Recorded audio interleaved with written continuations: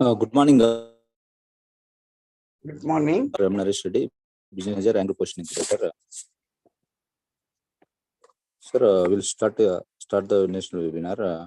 Meanwhile, all others will be joining later, sir. Okay. So today we are starting this national webinar on advanced trends in food and nutritional security. As a part of the G20 summit, we are organizing a series of webinars. So already we have organized a webinar on millets in diet and on 31st of January 2023 and organic farming on 3rd of February. And this is the third webinar we are organizing on the behalf of G20 team, One Earth, One Family and One Future, as India has taken G20 presidency. So our Associate Director of Research and our PA and CEO will be joining shortly because due to some urgent work, they are unable to join today. So on behalf of our Associate Director of Research, I am giving the introductory remarks. So as we all know that food and malnutrition are viewed as a violation of human rights. The International Covenant on Economic and Social and Cultural Rights, adopted by the United Nations General Assembly in 1966, defined and formalized the right to food as a basic human right, which had already been mentioned in the Universal Declaration of Human Rights of United Nations in 1948, has been reaffirmed in 1974. And food and food quality and safety acceptability is available and accessible for satisfactory utilized by all individuals at all times to live a healthy and happy life. So in 2022, global out of 121 countries with a sufficient data to calculate 2022 global hunger index scores. With a score of 29.1, India has a level of hunger that is serious, that is 2.9. 29.1, that is serious. Low is considered as 9.9 and moderate to 10 to 19.9. And serious, as India is at a serious condition, that is 20 to 34 point is given by global hunger index. And food and nutrition security is when all individuals have reliable access to food at sufficient quantities of affordable, nutritious food to lead a healthy life. So food and nutrition security has 4 dimensions that encompasses both chronic and transitory situations. So the main availability of food should be there, and access of food should be there, and utilization of food and stability should be there. So the prevalence of under nutrition as a standalone indicator cannot capture a multi-dimension of food and nutrition security. So India has done well to expand food production and build up adequate safety stocks for food grains. For over 70% of rural Indian households, agriculture, including livestock, still remains the principal source of livelihood. With a 6-fold increase in food grain production due to green revolution from 50 million tons in 1950 to 51 to nearly now we have achieved 300 million tons in 1920. India has become a net food exporter, being the 9th largest exporter of agriculture products in the world. So the share of agriculture and allied sector in total gross value added of economy have been improved from 20 to 20.2% in the year 2021, 20 to 21. And with these gains, India has transitioned from being a food nation to a self-sufficient food producing country in the last 30 years.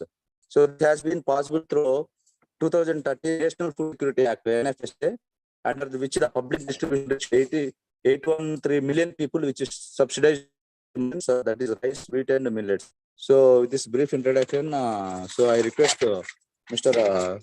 Santosh Kumar, our business executive, to please introduce our today's eminent speaker on this topic, national webinar. Santosh, over to you. Good morning, ma'am, and good morning to all the participants. Myself, K. Santosh Kumar, business executive. It's my pleasure to introduce today's eminent speaker, Dr. Varsha, ma'am. Ma'am is a professor and course coordinator at BSc Clinical Nutrition, Institute of Diabetology, Madras Medical College, and president at international affiliate of Academy of Nutrition and Dietetics, USA.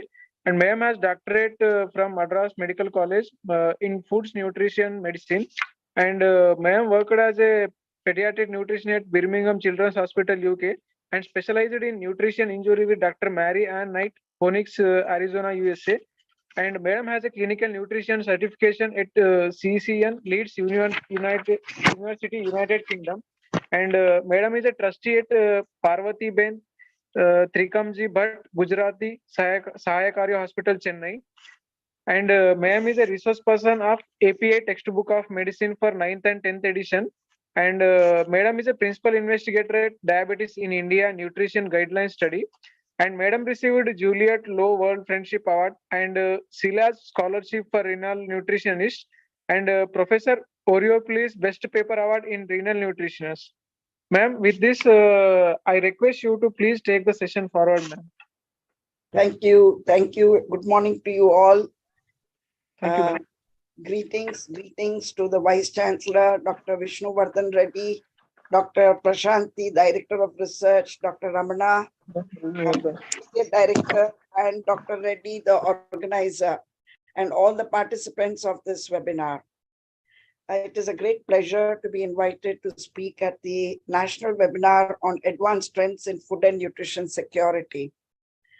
I really must thank Dr. Reddy for having given me this opportunity, because when it comes to nutrition, everybody talks only about food. As when you see through my slides, you will realize that we are totally ignoring if hunger, as Dr. Reddy said, if hunger is our major prime concern, then you would find that when it comes to our nutrition security, we are very, very dismally low.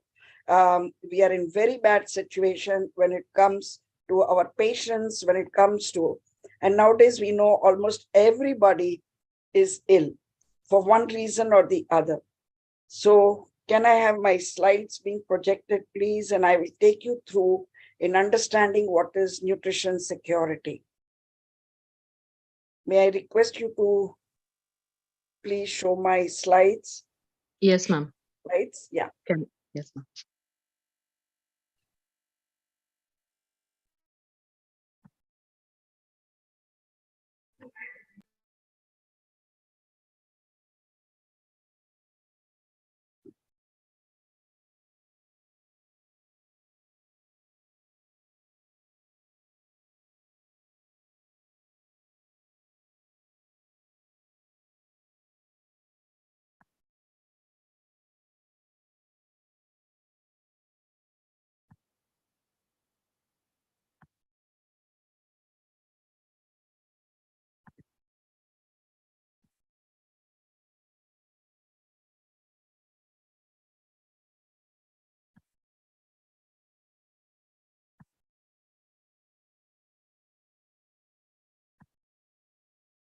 Is it possible? Ma'am, wait, ma'am. Just they are sharing just a little bit one network issue. They are sharing. Please. Okay. So I will keep talking in the meantime, no problem. Yeah. Okay, ma'am.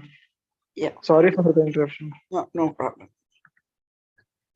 See, basically, when we talk about food and security, you need to understand that it is defined as exogenous. What is exogenous? Something that comes from outside. So food has to be provided to the body, and that provision is an exogenous source. And what Dr. Reddy just said, that, you know, we are looking at agriculture. All of you are participants from an agriculture university. And so to you, the food security is very easy to understand. But you must remember that this is an exogenous source as far as the body is concerned. When you look at it in terms of the nutrition security, we always use the word food and nutrition together with each other, but both have a different meaning altogether. So as I said, food security is exogenous, nutrition security is endogenous. After you have consumed the food, what does it do to you is what nutrition security is all about. So the objective of my presentation is that we have just been, we can't say we are fully out of COVID, but immunity was of prime importance when it came to COVID-19, isn't it? And so when you're looking at that, nutrition security is of prime importance in COVID-19 pandemic. Also, we are finding that we have an increasing incidence of non-communicable diseases. So what is eaten is important. For example, we are shortly becoming the world capital of diabetes. And imagine if everybody is a diabetic. I remember when I was young, My grandfather used to say, diabetes is the disease of the rich and the old people. But believe me, my youngest patient is just 3 months old with diabetes. And it is beyond the purview of my presentation today to take you to diabetes. But let me make you understand that with the diabetes, you also have increased incidence of cardiovascular disease, renal failures, etc. So now you will understand what do I mean by endogenous. And this is where we need to work on the security. It mandates that malnutrition requires nutrition support to be given in the hospitals. That is, we have to feed our ill citizens in hospitals as well as in home, because not all diabetics are sitting in the hospital, they are even at home. So we need to give a nutrition support to these people, feeding them when they are ill, and that is all about nutrition security. Now, when you look at the conceptual model of food security, then, somebody did greet and said, wishing you all a very nutritious good morning now. And so when we look at it in terms of the conceptual model of food security, we want food to be sufficient, safe, available, with sustained accessibility and utilization. And then you have an outer region where we talk of agriculture, health, education, food industry, trade, environment, communication, energy, consumers, other sectors, fisheries. So you can imagine that when it comes to food security itself, there are several layers. When it comes to the conceptual model of nutrition security, it basically means that you have to eat well. Yeah, move to the third slide. Yeah, move to the third slide. Yes, madam, I will. Sorry for the technical glitch, ma'am. Zoom has unexpectedly dropped it. Okay. So, yeah. Thank you so much for your patience, all the audience. So no worries. So when it comes to the nutrition security, then basically what we are looking at is that we want everybody to be eating well, okay? And that is where it makes a big difference. Yeah, the previous one, the third slide. Yeah. So when it comes to the conceptual model of nutrition security, we say eat well, eat smart, because we have evidence that healthy eating is about pleasure, not pain. And nowadays you are always hearing about don'ts. You have diabetes, don't eat sugar, don't touch carbohydrate, and you feel so miserable because, every day we have somebody's birthday being celebrated. It is Muhammad's birthday and Krishna's birthday and Rama's birthday. And then we have our near at home friend's birthday and grandpa's birthday and grandma's birthday. We have birthdays almost virtually every day. We are a nation which just loves celebrating. And healthy eating is about pleasure, not pain. So if you've got a cardiac problem, then you're told cut down on fat. And if you have diabetes, cut down on sugar. And then if you have renal failure, cut down on proteins. So everybody tells you what not to eat, but nobody tells you what you should eat. And that is what is nutrition security. You need to have more energy. You need to feel good, less false fractures and illness, less cognitive decline and dementia, healthy independence, wound healing, better sleep. And along with this, we are looking at it in terms of social, creative, sensory, pleasurable part of a healthy, happy life. So this is the conceptual model of nutrition security. Next one. So when I look at it from that point of view, next one, please. Next one.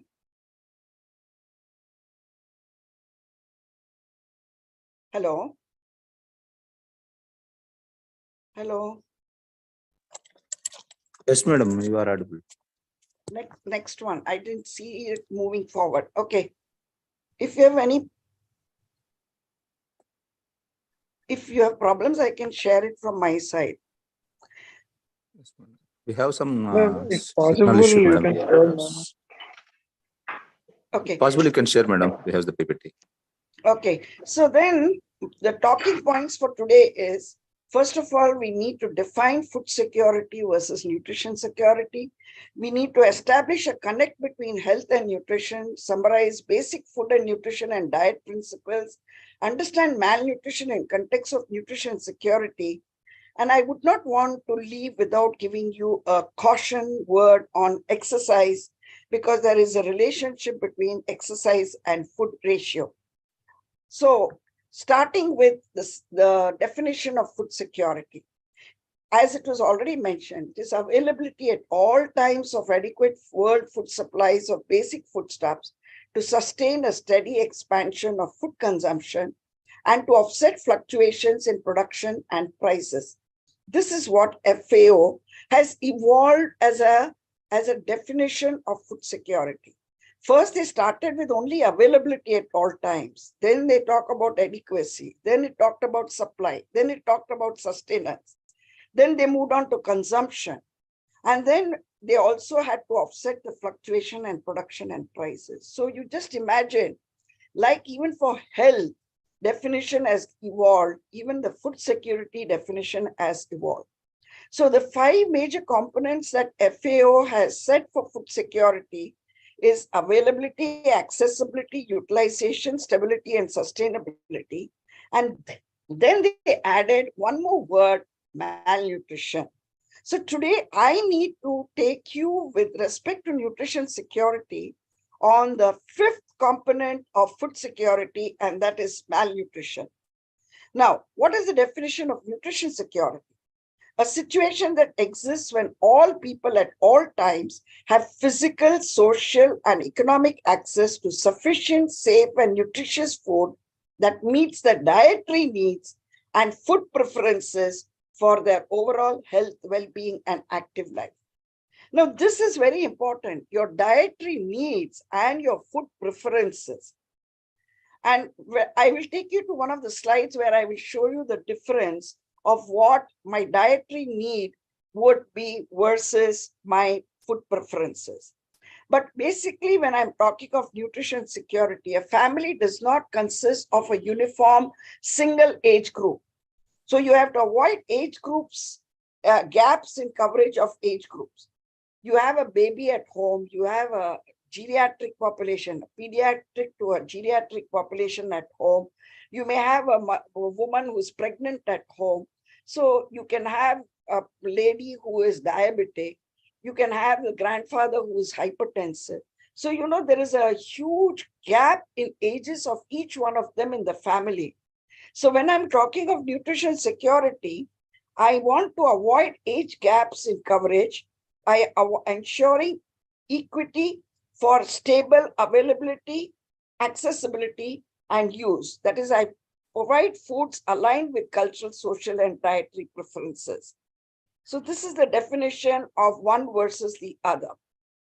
Now, having given that, what would be the difference? As I began with, and I said, food security is an exogenous entity, while nutrition security is endogenous. So I would summarize the difference and say availability and access of food to all people is food security, but demands the intake of wide range of foods which provide the essential needed nutrients is nutrition security. Now, what did we do to introduce food security? The government of India introduced it into its parliament on December 22nd, 2011, as a presidential ordinance on July 5th, 2013, and enacted it as a law in 2013. And what did they say? We will ensure adequate food supply to people, especially those who are deprived of basic nutrition.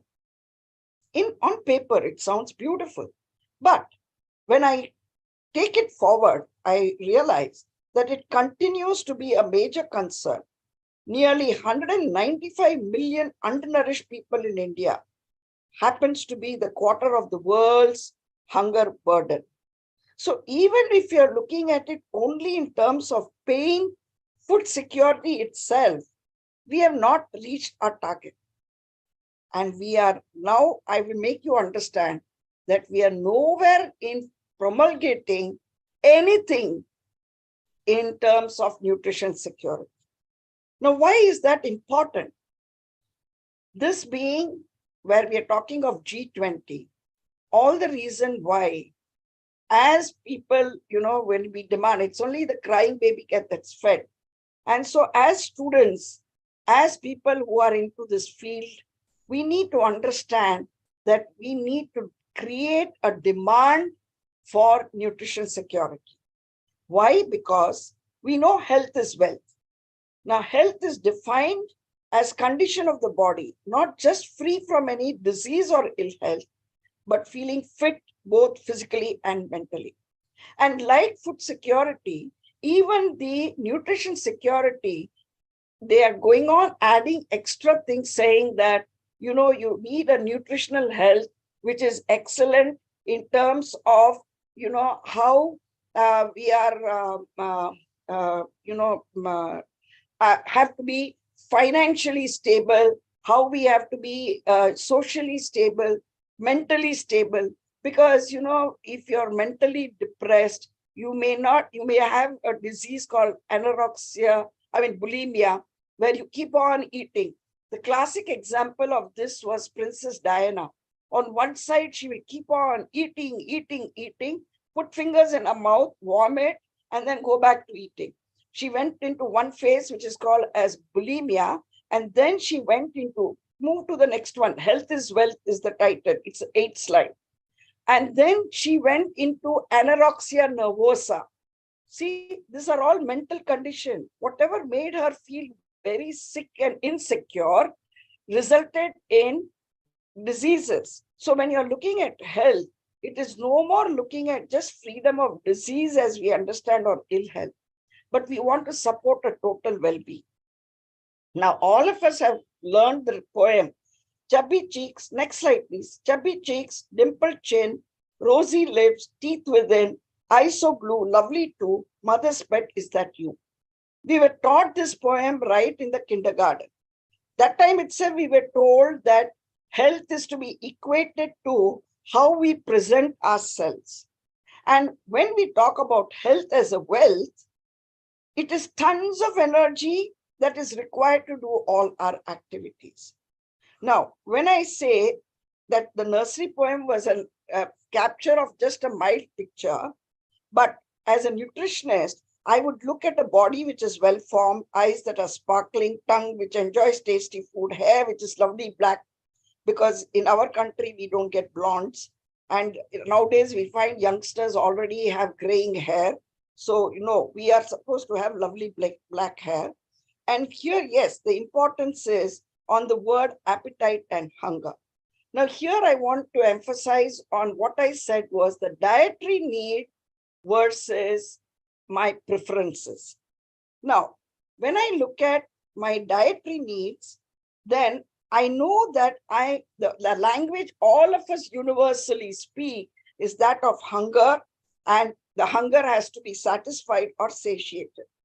But imagine a situation where, you are wanting to eat maybe, a South Indian full meal, but you're sitting in Punjab and they're giving you parathas with a ton of vegetable. And you look at it and you have no appetite for it because that's not familiar to you. Your preference is not for paratha, your preference is for a yele sapatu. So if you look at it that way, very many times we need to have these two differentiated. My hunger to be satisfied, but for hunger to be satisfied, I must have appetite for the food that is put in front of me. That means my preference. So I must have a good appetite. And very many times, we would have eaten so much. For example, go to a wedding and you would have really eaten right beyond your nose. But once the ice cream comes, you have an appetite for it. You may not have hunger, but you definitely have appetite for it. So you need to understand the difference between hunger and appetite. And then you must have a skin which is smooth. I don't go by this advertisement which talks about all the creams in the summer and in the winter. And it's a big cosmetic industry is a big one. But just imagine your body is a fantastic industry for cosmetics. It can create lips which are soft and pink. You don't need lipstick. You need have a skin which is smooth. You don't need creams.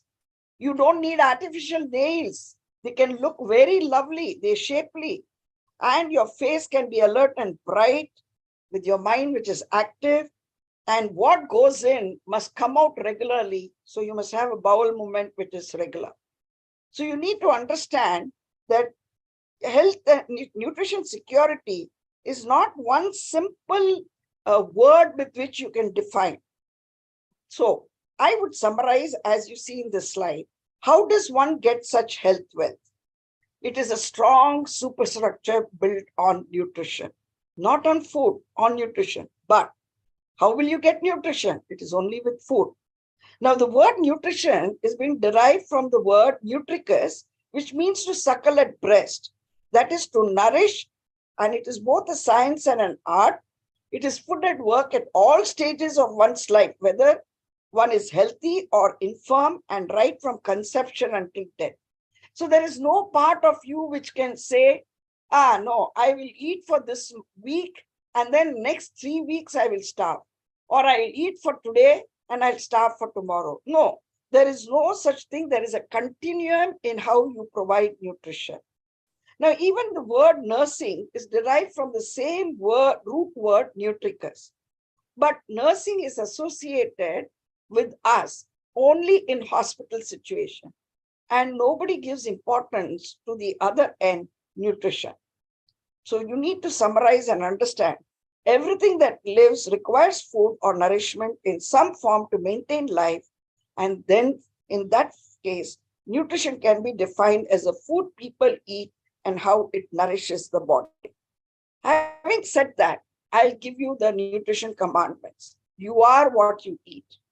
Therefore, if one eats right, then the body structure is on a strong foundation. Wrong foods will give you a weak body. Every individual from conception, birth to death, young and old, healthy or infirm, faces trinity of challenges in life. You have community nutrition, clinical nutrition, commercial nutrition. But you need to understand one thing, whatever it is, you are eating from a community kitchen, or you're in a hospital from a diet kitchen, or you're getting food from your industry, the commercial nutrition, all aspects is coming down to one word, eat. And once you eat, you grow to be healthy and fit. This is the bottom line of the nutrition commandments. Now, when you talk of nutrition, the word that goes with it is a diet. Next slide, please. Now, when you talk of diet, everybody thinks of it in a very negative way, or they take it in a fashionable way. I like to show off by telling people, oh, I don't want to eat this because I'm on a diet. But nobody seems to understand that that is not the true meaning of diet. Diet only means that it is a favorable way of obtaining required nutrients and in the amounts the body needs, rather than resorts to supplements. This word was derived from the Latin word dieta, which means a space of a day, or in Greek, dieta, which is meant as a way of living. So your diet may not be helpful if it is both high or low in nutrients. It is not only deficiency, even excess is a problem. And the important commandment for the diet is all or none law. What does this mean? All of you know that a heart has got 4 chambers, but do they work on 4 shifts? You know what happens if your heart decides to work on shift? You'll be in the ICU with a breakdown. So you need to, same way, understand that diet also is all or none law. You cannot eat carbohydrate for breakfast, fat for lunch, protein for dinner. And all of us have a belly button, but that doesn't work like the button of your mixie, your blender. You cannot press there and see that everything gets mixed up nicely and makes you a healthy person. No. What do you mean when you say diet all or none law? There are 3 components to the diet. One is the food groups, and that is where the food security comes in. And then there is nutrients, which is where the nutrition security comes in. But to combine both the food groups and the nutrients, you need to have something which is known as the mealtime schedule. Now, this is very, very important. The next slide, please. Now, when I look at the foods, I can classify foods as by origin. Nowadays, we no more call it vegetarian. I've written vegetarian here only to emphasize, if at all you find the word vegetarian, it's only to emphasize the familiarity we have with that word. But actually, it is now animal-based, animal origin, and plant or vegetable origin. More familiar is the word now, plant-based diets. We also classify foods by the chemical composition like protein, fats, carbohydrate, vitamins, minerals. We also classify them by the predominant function in the body. So when you want to talk about how you want to build your body, then it is proteins. And then we connect which foods are required to meet the protein requirements like pulses, legumes, lentils, nuts, milk and milk products, etc. Energy giving foods. Basically, the nutrients are carbohydrate and fats, and they come to you from cereals and millets, fats and oils, nuts and oil seeds. And regulatory and protective foods, vitamins and minerals come to you from vegetables, fruits, herbs, condiments, and spices. So now you see the connection between the food as well as the nutrition. Now, why do I need to give you this connection? Because a layperson does not relate to nutrients. They relate it to food. It's very difficult for somebody to be told, you need to cut down on your carbs. Everybody is using this as a fashion now. Next slide, please. But they don't understand there can be no carbs diet. Why? Because, next slide, please. Because that is a currency of our body. Even if we had demonetization, did we stop using rupees? No. India can only use rupees, not dollars and pounds. So as far as body is concerned, the carbohydrates are the ones which give you the energy. So there can be no carbs diet. Similarly, fats also are very important in the diet. And as we go along, I'll show you how they are important. So there cannot be totally a fat-free diet. And there cannot be protein-free diet because the whole body of our structure is made up of proteins. If you look at your cells, the soma protein measured as height and weight, it is somatic protein. Your organs sitting inside your abdomen are producing so much of enzymes and hormones, and that is visceral protein. And then we had COVID-19 where we had our whole bodies, Army, Navy, Air Force protecting you against the infection. That is immunoprotein. So the whole body is made up of protein. And there is no stores of these things. There is a constant supply of dynamic equilibrium that has to happen from your diet. So, and exogenously, you have to supply these nutrients through food for the proper functioning endogenously of the body. But as I said, I will first give you emphasis on the food. Food is defined as anything solid or liquid when ingested, nourishes the body at all stages of life in health and disease. So my well-balanced diet, so do I sit with a weighing machine and balance it on that? No, it means that there is a proper array of nutrients, and this proper array of nutrients is available from the variety and kinds and amounts of foods that I consume. So which means that a well-managed diet means a wide variety of foods each day. The 9 food groups that are very important are cereals and millets. Dr. Reddy introduced and said you already had a seminar on millets. Yes, in India, millets were the mainstay at one point of time. But you people are in agriculture university, and I saw some time back from MS Swaminathan Foundation an article that was written by Ms. Swaminathan. And she has very, very succinctly identified and said that our production of millets is not that competent enough for everybody to, consume millets substituting it for cereals. So we need to understand one thing.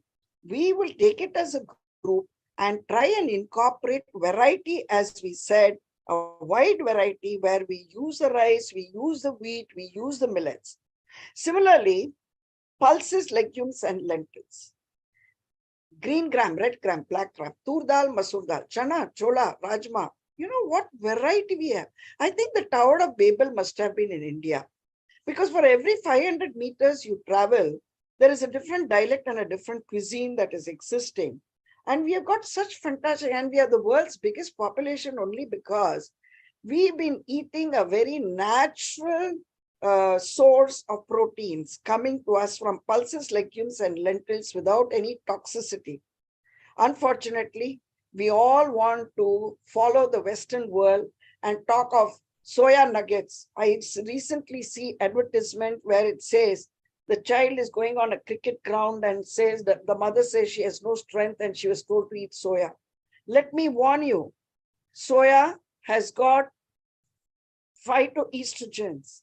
And if a young girl in her growing years consumes soya protein, her female progeny will be having multiple miscarriages and her male progeny will be impotent. Why soya was not growing in India? Because the wisdom of our ancestors who gave such a wide variety of green gram, red gram, black gram, tur dal, masoor dal, chana, chola, rajma, but not soya. So let's not equate that blindly and say we will, now I'm even anxious about people not wanting to buy the regular rice, but are willing to buy black rice and red rice and brown rice. And what is it that you're trying to do? It is expensive. Even moving away from inorganic farming with fertilizers and pesticides to the organic farming is an expensive proposition. We were doing that one day.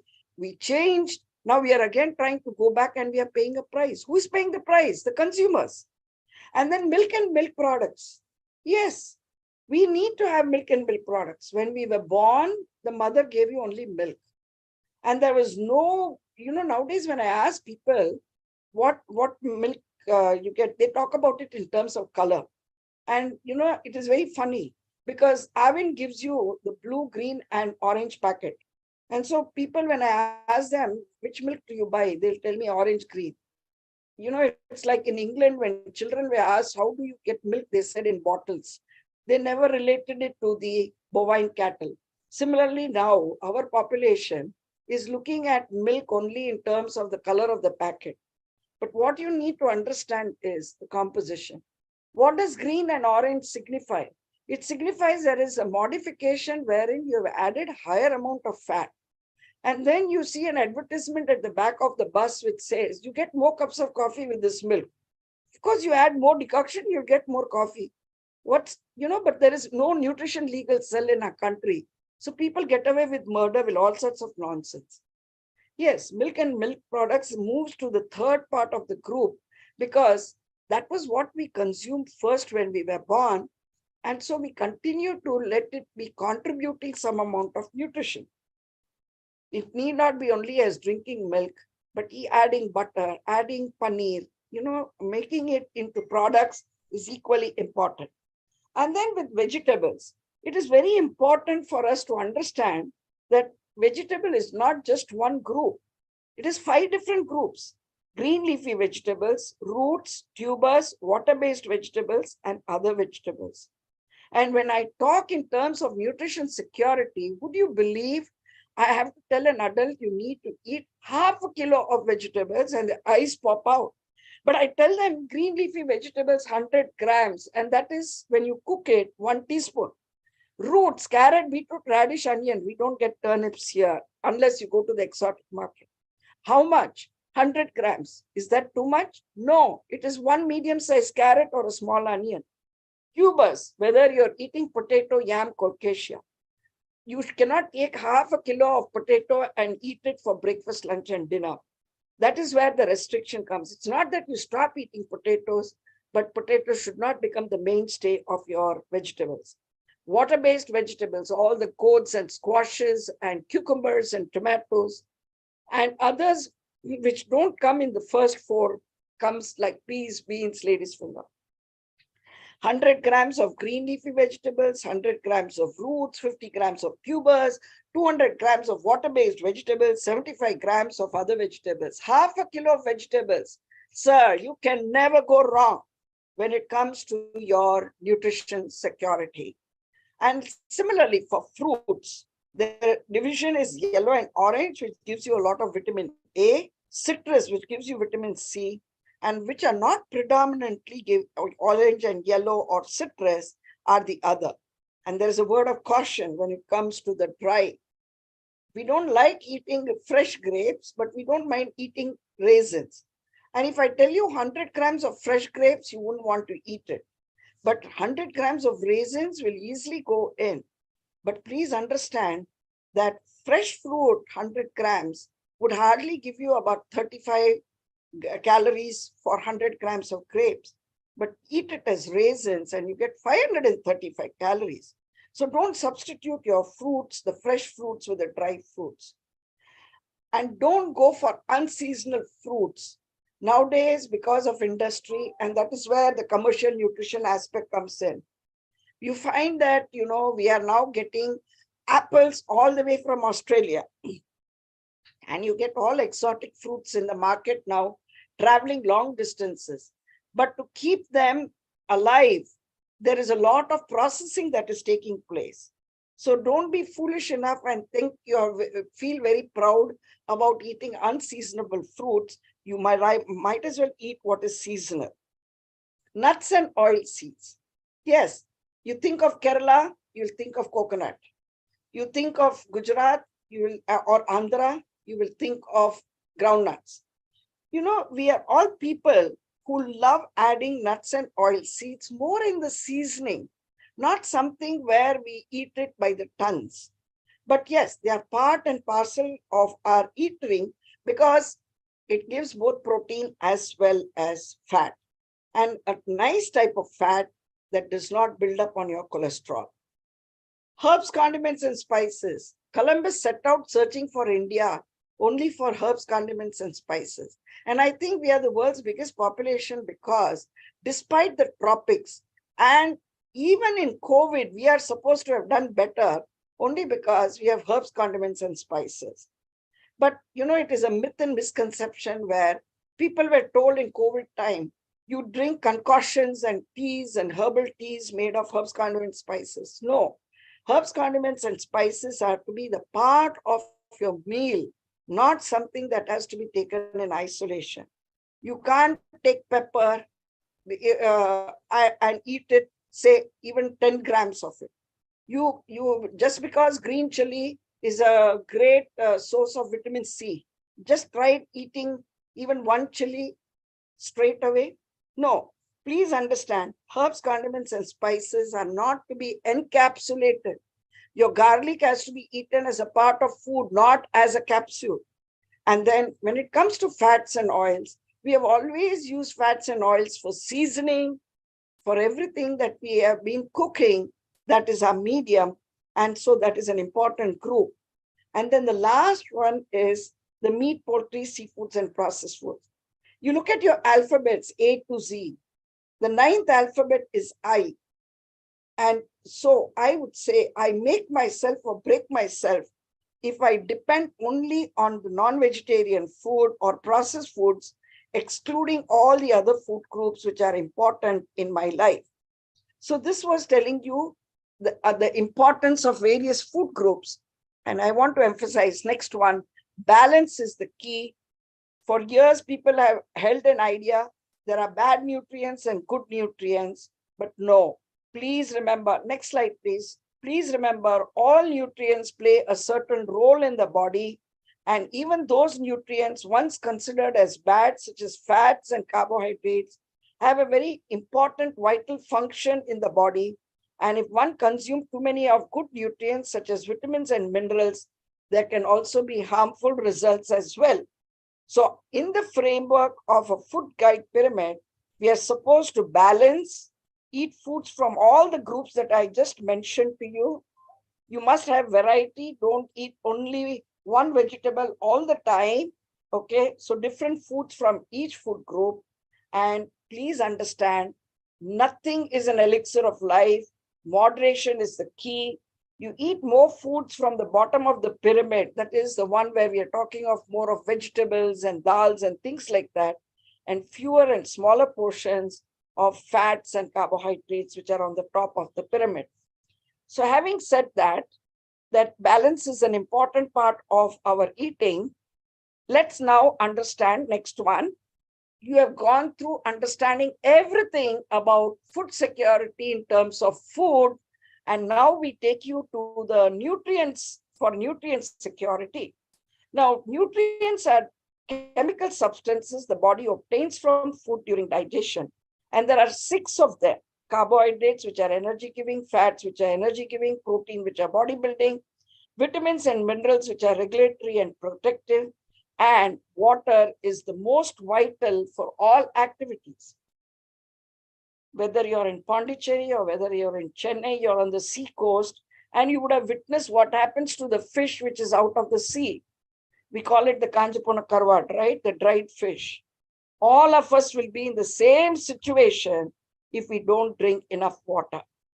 And then we divide the nutrients besides the 6 categories as organic and inorganic complexes contained in food, and they are divided as macronutrients and micronutrients. The macronutrients are proteins, fats, and carbohydrates, and micronutrients are vitamins and minerals. Now, how do you divide these macronutrients? We say you should eat about 55 to 65% of your total calories as carbohydrate, fat about 25 to 30%, and protein about 10 to 15%. This is very essential because we generally have a tendency to eat about 90% as carbohydrate. We also tend to overeat on fat, and we tend to cut down on the amount of protein that we're eating. We are eating an imbalanced diet. So you need to understand that part of it very clear. Now, I'm not going to waste your time. I've just included this as a slide for you to understand for completion. When you go through my presentation, you will be able to relate to what I'm saying. Now, carbohydrates, I told you, is a currency of your body, but it is to be divided into simple and complex carbohydrate. And I've given you the sources for simple and complex. And so you need to eat it in a balanced way rather than depending more on simple carbohydrates and not touching your complex carbohydrate at all.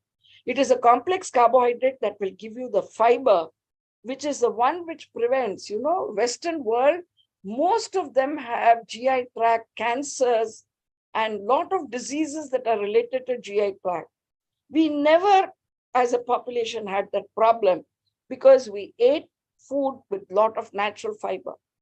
We should not be taking all in the sachet forms mixed in water. We should be getting it from the way we eat our food. When it comes to proteins, next slide, please. These are, as I told you, the basic structure of our body. But when we look at proteins, there is simple protein, complex proteins, conjugated proteins. But they all have to be broken down only.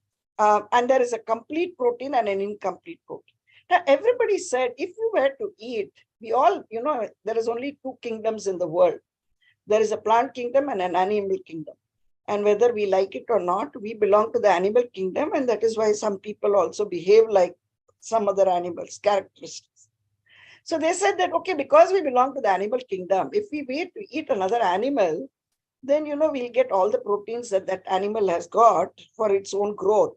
And so that was called the complete protein. And all the plant ones were called incomplete protein because there was some amino acid that was missing in that particular food. But then, like zero, cipher was given by the world to the rest of the world. And the meaning of zero, when it is added to any numeric, you can talk of billions, billions, trillions, right? Same way, when it came to incomplete proteins being complete for us, and we are the world's biggest population living to say that by eating plant-based proteins, you are actually in a much healthier way. And how do we make our incomplete proteins as complete? Because we take the cereals and millets along with our pulses, legumes, and lentils. So it is always idli sambar. It is sambar sadam. It is tair sadam, right? Milk product added to the rice, giving you a source of complete protein. So we always, the roti dal, we always did a combination to make our incomplete proteins as complete proteins and much more healthier proteins. When it comes to fats, there is again no fat-free diet.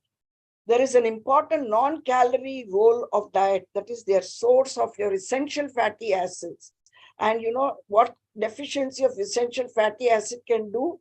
Yeah, this is where your cosmetic comes in. They'll talk about skin rhinoderma, skin like a rhinoceros. You've got a thickened skin, it would be deficiency of essential fatty acid coming from the fats. And your fat-soluble vitamins A, D, E, and K comes only as a carrier of fat. So now you understand, don't blindly cut out on your fat. But you need to remember there are different ways in which you can access your fat. See in the middle, I've written there is animal or vegetable fat. I would prefer we consume more of vegetable fat rather than the animal fat, because there is cholesterol only in animals. Plants do not produce cholesterol at all. Saturated, that is, it is carbon attached to the acid OH. Carbon is like our Lord Vishnu, right? And he has got 4 arms. So carbon has got 4 arms. In the 4 arms, if all the 4 arms are holding on to an oxygen or a hydrogen, it is saturated.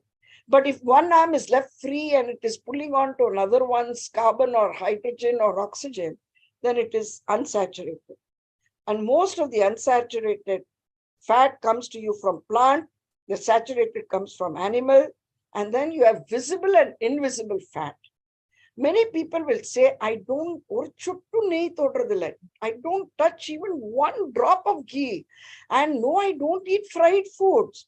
But then they might be eating foods which have got invisible source of fat. For example, if you eat, even eating rice is going to give you the rice bran oil. Even eating groundnuts, you're getting invisible fat. You eat chicken, mutton, fish, you're eating invisible fat. So you need to take that into consideration. But as I said, you also need to understand there is saturated fat versus unsaturated fat. Excuse me. And in unsaturated fat, there is polyunsaturated and monounsaturated. And so it is much more wiser for us to eat nalla enne, the sesame oil with your mulga pudi, and you can eat your coconut oil with your avial. You know, we have a fantastic cuisine that allowed us to use a combination of oils without overeating on anything. And then when it comes to vitamins, next slide, please. All of these vitamins and minerals comes to you from fruits and vegetables. And I've already given you the breakup of fruits and vegetables. So you don't need to take a multivitamin tablet as far as your vitamins and minerals is concerned. If you have taken your vegetables and fruits, you will get enough of vitamins and minerals. And please remember, in vitamins, you have got vitamins which are fat soluble and water soluble. The fat soluble, as I said, is A, D, E, and K that requires it to be coming from your fat source. And the water soluble ones are the ones which are the B complex and the vitamin C. And these require water for absorption. So it is much safer that you eat your vegetables and fruits to meet your vitamins and minerals requirements. And please remember, don't be scared of cholesterol. It's an animal product. If you're going to eat more of animal-based diet, excluding your vegetable-based diet, you are in trouble. But even the vegetarian eating population now has more cholesterol.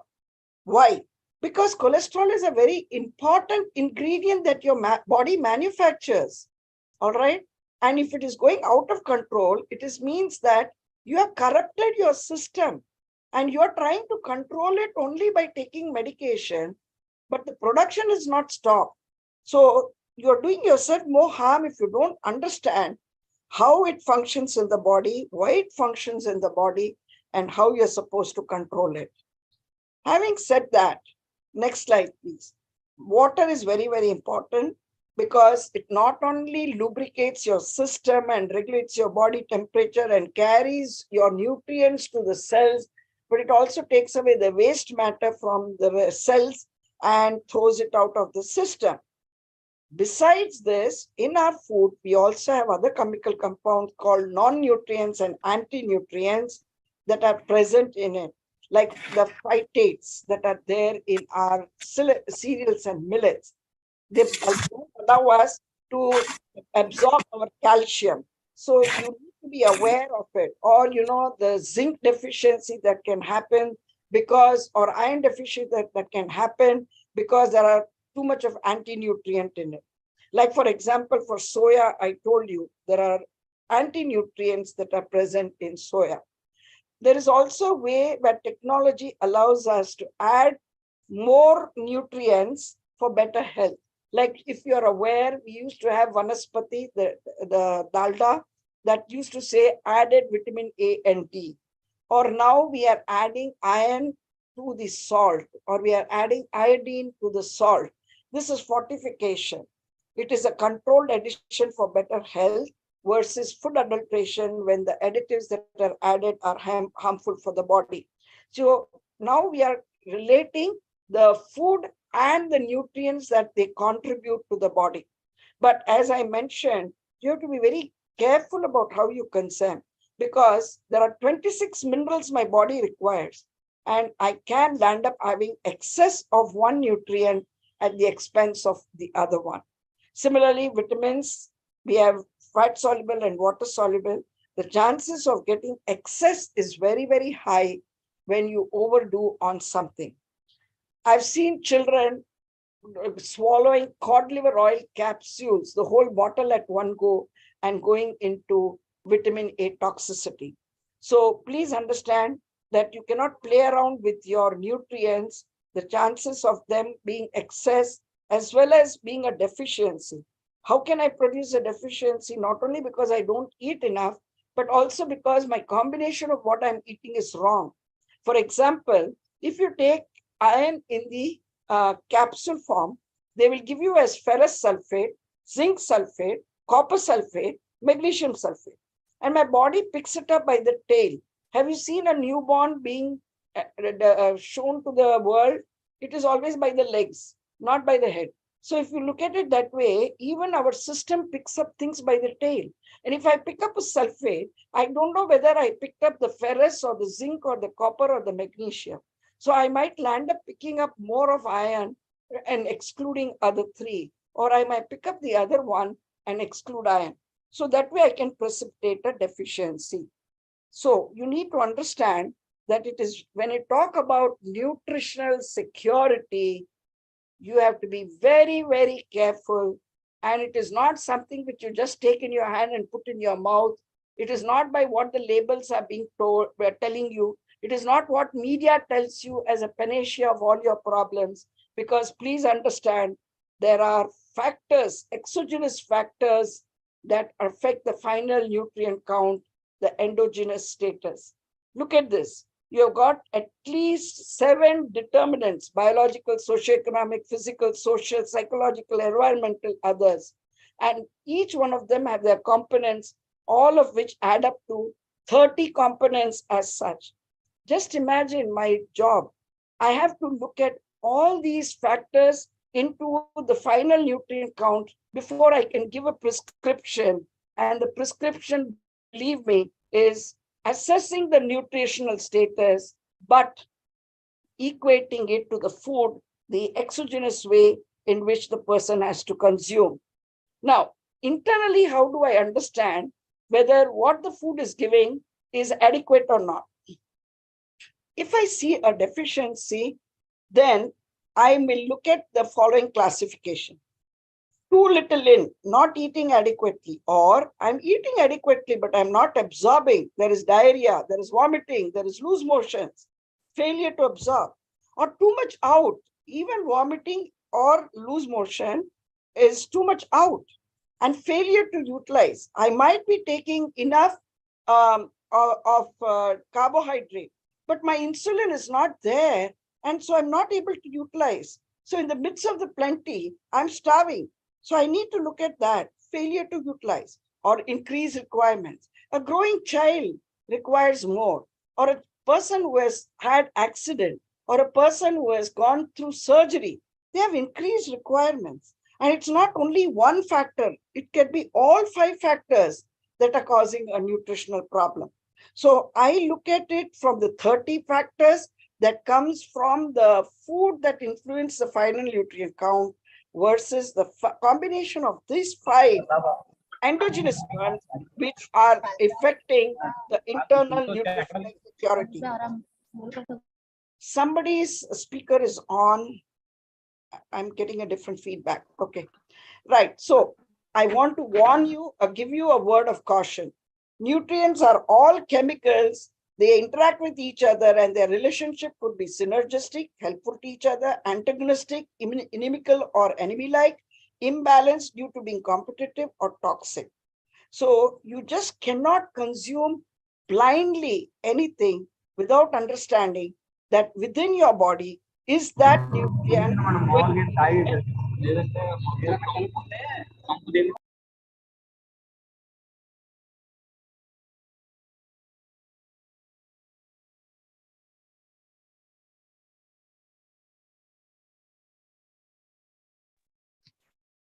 Ma'am, can you please unmute, ma'am? Yeah, I didn't unmute myself. It said the host unmuted me. Okay. You have unmuted me. Is it okay now? Yes, ma'am. Yes. Okay. So you please understand that, you could eat something which can cause a problem. So remember, there is an adage which says, one man's meat is other man's poison. So you can't always say that, oh, that person, I eat like this. And so, now in the internet media, everybody says, I do intermittent fasting, I do this. From this, I became this. It is not that such a simple equation. After you go through my presentation, you will realize that it is very, very difficult when we have to give a prescription. Now, I mentioned about the fact that besides looking at food groups and nutrients, you have to look at the meal schedule. Now, what is a meal? It's an eating occasion that takes place at a certain time and includes prepared food. It is both an art, skillful blending of colors, textures, and flavors. I don't know how many of you watch Master Chef on the TV. Lovely, the way they produce food, as if life's only job is to produce exotic food. Okay. But I'm interested in the science.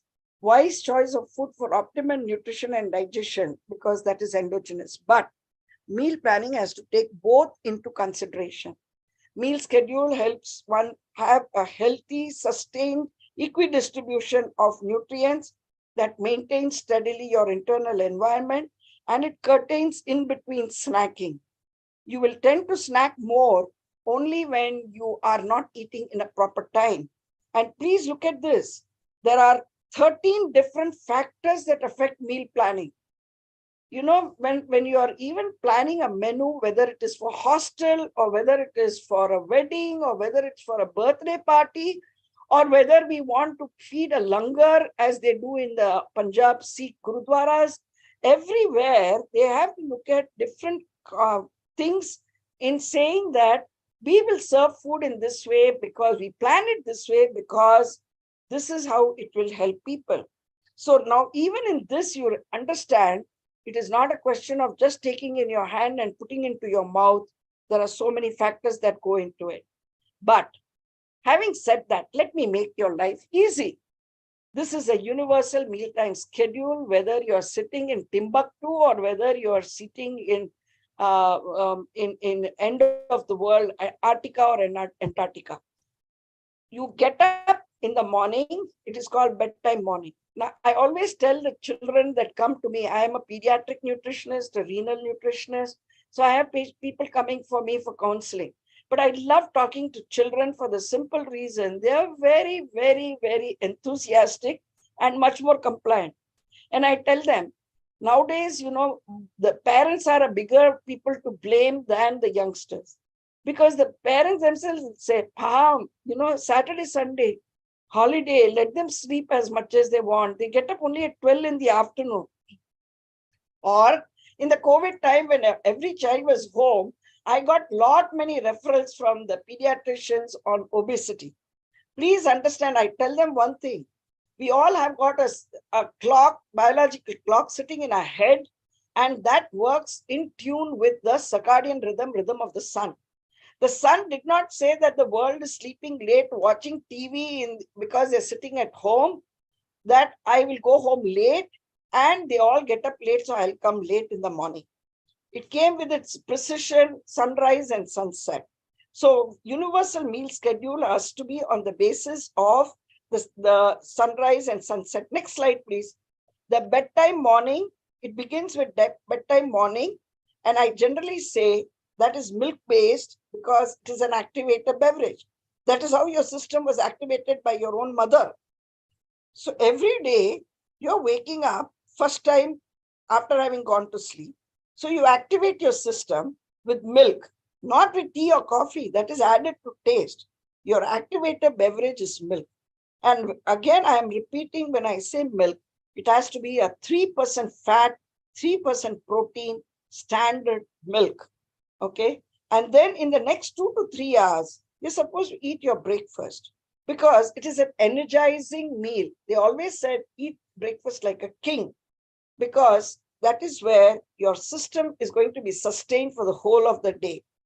Mid-morning, elixir. What is elixir of life? Just plain water. So you drink plain water or you drink a fruit juice, which is predominantly no water. Not eat food, solid food. You drink a beverage.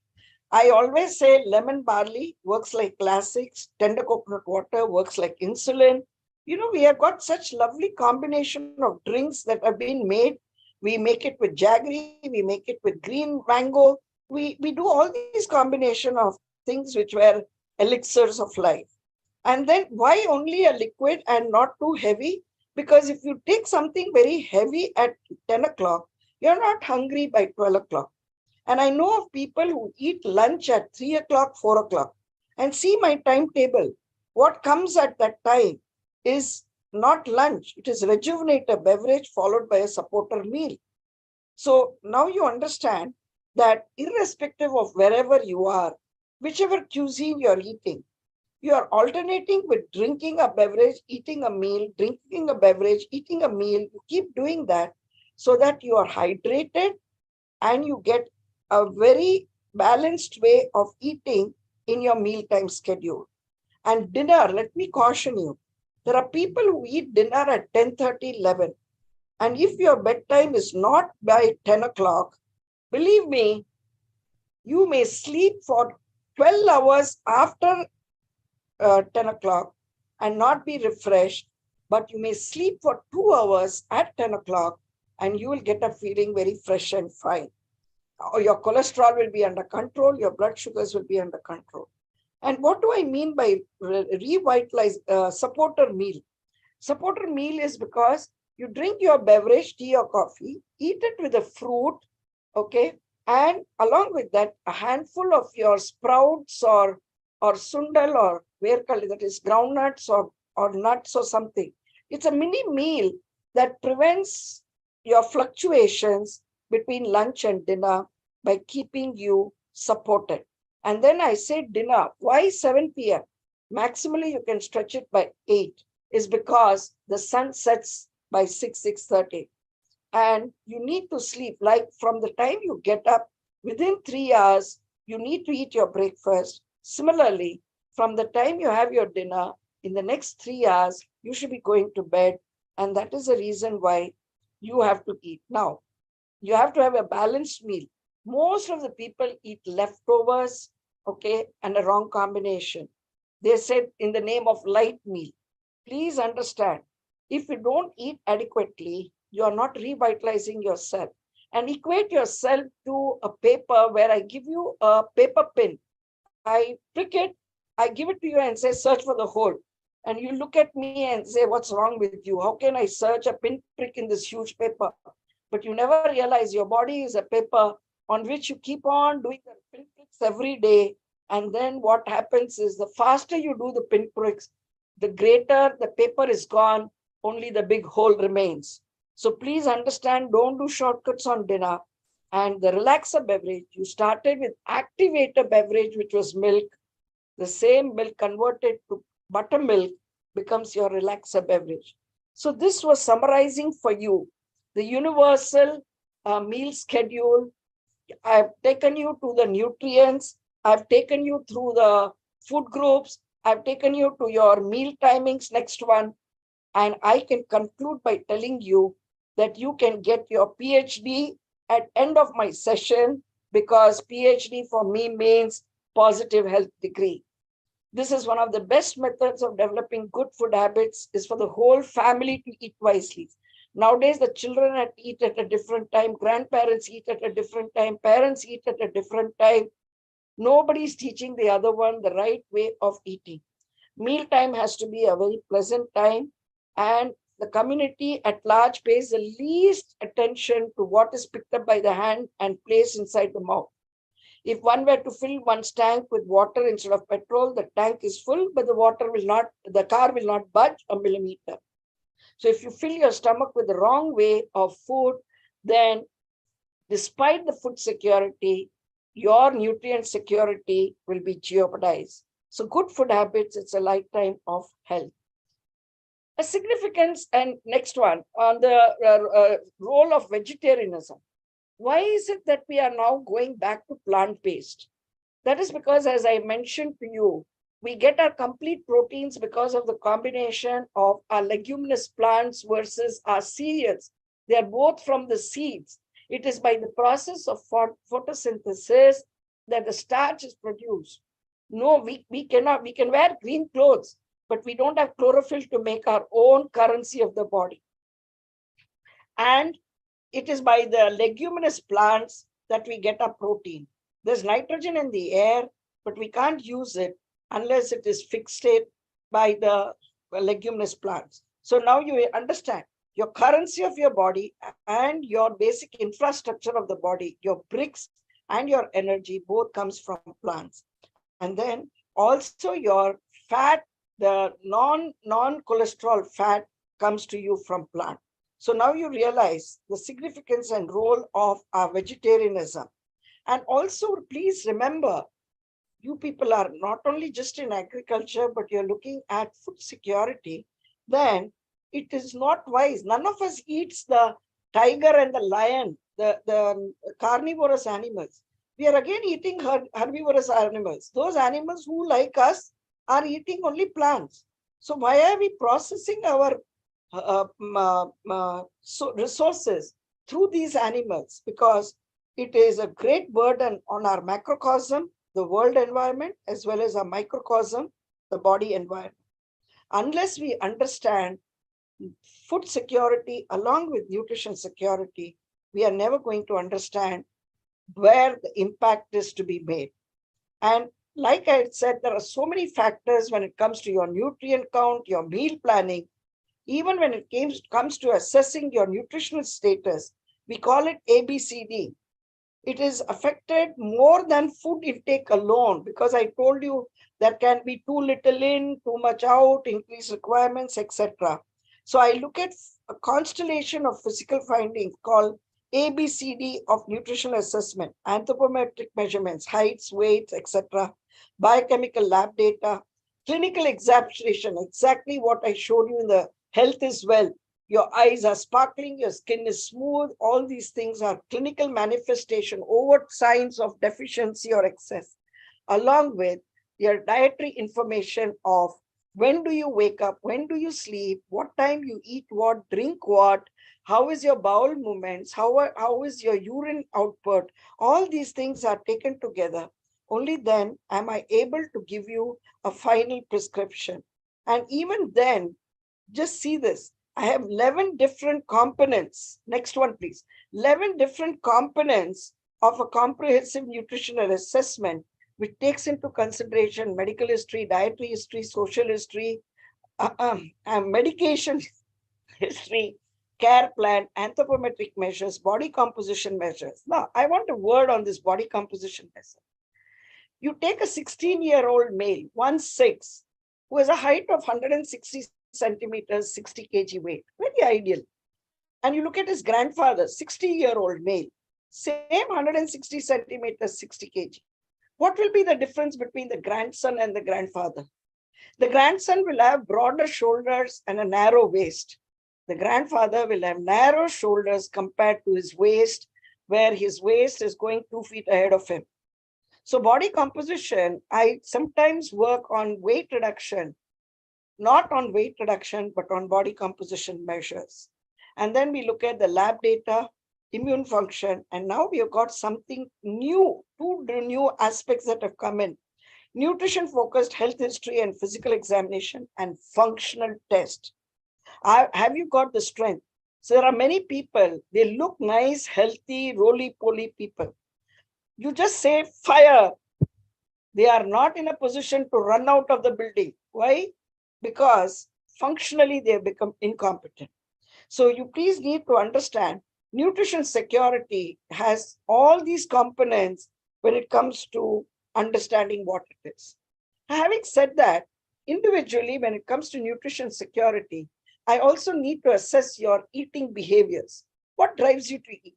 Is it only because you're hungry or because you have an appetite for it? Or culturally and socially, it is meaningful for you to eat that food?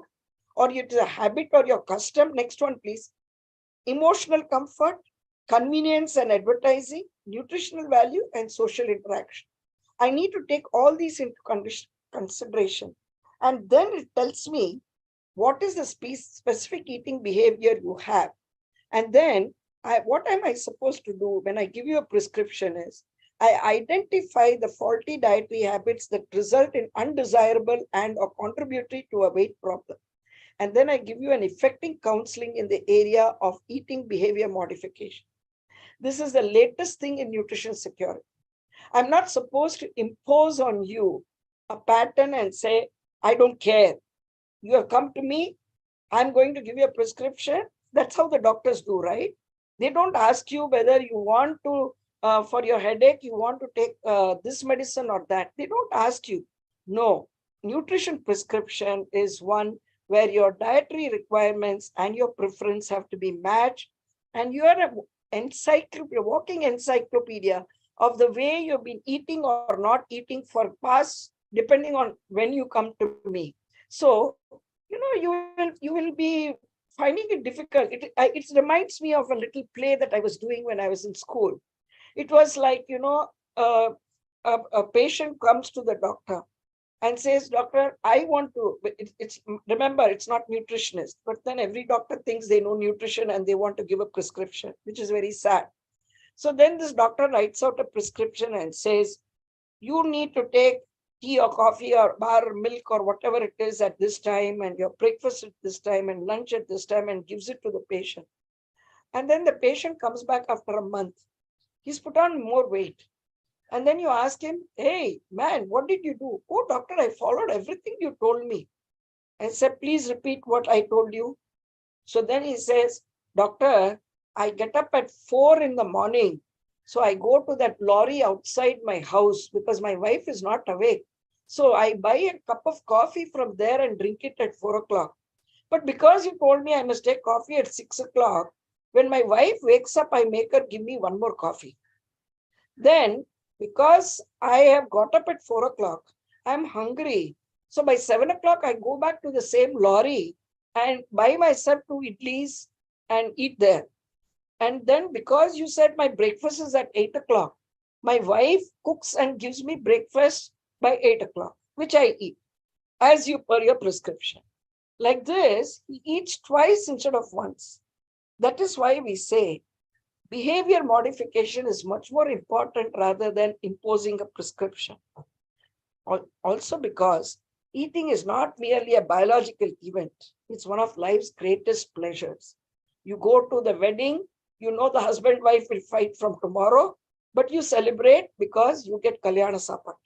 You go to a birthday, person has become 1 year older, closer to death, but you celebrate. Why? Because you get birthday goodies.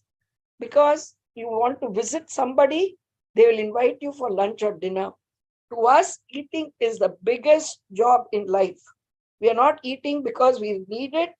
We are most irrational creation of God. And because he has given us brains, we use it the wrong way. And that is where I have seen people eating snakes, eating brains of monkeys, live monkeys. I've seen people eating human fetus. So we are most irrational people. That is where we need to understand why we are eating. And this is where nutrition security has a major role to play. Having said that, I will now run you through in the next 10 minutes, because I was told I am given an hour to speak to you. So I need to cover a most important aspect, and that is malnutrition. Medicine rose from dietetics, Pythagoreans, including Hippocrates, that is doctors. They all use diet to prevent and cure disease and drugs only if this failed. But our medical colleges now only teach drugs as a main line of therapy and diet when drugs fail. We find that all these earlier nutritional disorders like rickets, scurvy, pellagra, beriberi, the moment those were controlled, doctors stopped learning about malnutrition. What is malnutrition? It's a pathologic state resulting from a relative or an absolute deficiency or from excess or one or more essential nutrients. It's a qualified term according to the context of usage and continuum. Okay. And please remember, just 2 days of starvation, 2 to 3 days. You don't know where you began when you did the starvation. This is where my caution is on intermittent fasting. You don't know what was your starting point. And if you will starve accordingly, your glycogen losses, the currency of your body, there is no fixed deposit. You lose by almost 2 kgs of it. Your weight is lost. Your water is lost, which is about 2 to 3% of your body weight. And there will be some functional consequence because of this loss. So if you continue, even if you were a normal, healthy weight person, if you will restrict your food for at least 15 days as semi-starvation, you can result in malnutrition. Earlier, doctors were not also interested in malnutrition because nobody ever wrote that such and such a person died because of malnutrition. But now WHO says, no, it is a real diagnosis. People are dying of malnutrition. It comprises of a group of clinical conditions, many causes and manifestation, and it arises from abnormalities associated with nutrient intake, digestion, absorption, metabolism, and excretion. The evaluation, prognosis, and treatment depends on its underlying mechanism and additional factors. By the giving recognition, WHO has made it mandatory that diagnosis obligates the person to put a label on pathologic causes, give the etiology, suggest a prognosis, and mandate a consideration of therapy. That means you just cannot give drugs. You have to correct them by giving them nutrition support. As I mentioned earlier, both excess is overnutrition, like overweight and obesity, which you know is bad, and deficit, undernutrition, underweight is also malnutrition. Both are called bad nutrition as such. And the scientific word in nutrition security is malnutrition. Time magazine, anytime there is a major concern for the world, they put it on the front page cover. It's a big prestige for people who are living if they're featured on the Time magazine. Time magazine put malnutrition on their feature, calling it the time bomb warning. Why? Because we now know that there are people who are going into what was earlier identified only with children, marasmus. Marasmus was the disease, the first one gets when the second one is born. That is because frequent pregnancy, it's an African word, and that is what it means. It results from long-term deprivation of nutrients, wasted, cacatic. Our Gandhiji was marasmic, okay? That man kept on fasting, and you literally found his stomach touching the backside of him. You can count his ribs. He was marasmic, malnourished. Kwashiorkor, result of a deficit of protein in relation to calories, and may develop over a shorter period and manifest as edema due to hypoalbuminemia. Many mothers never realized that they were not giving enough protein. You know, they mix rasam rice and feed. Kaka, kurvi, kuttiti, they feed the child rasam rice. Okay, stomach is full, body is starving. Such a child will develop what is known as moon face.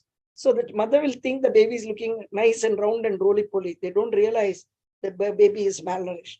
Now, earlier, these were seen more with children. Now we see them in our hospitals day in and day out. And now what has happened was there is no distinct marasmus versus kwashiorkor in the hospitals. We get a marasmus kwashiorkor mix.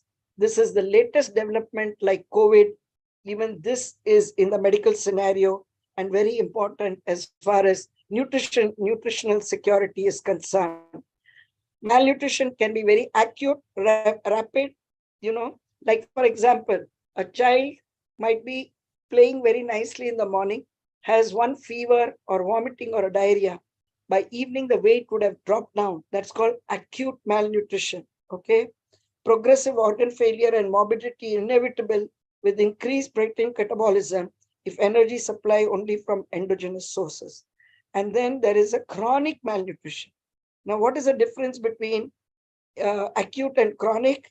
They differ in the depletion rate of stored energy and in the hormonal change patterns associated with each condition.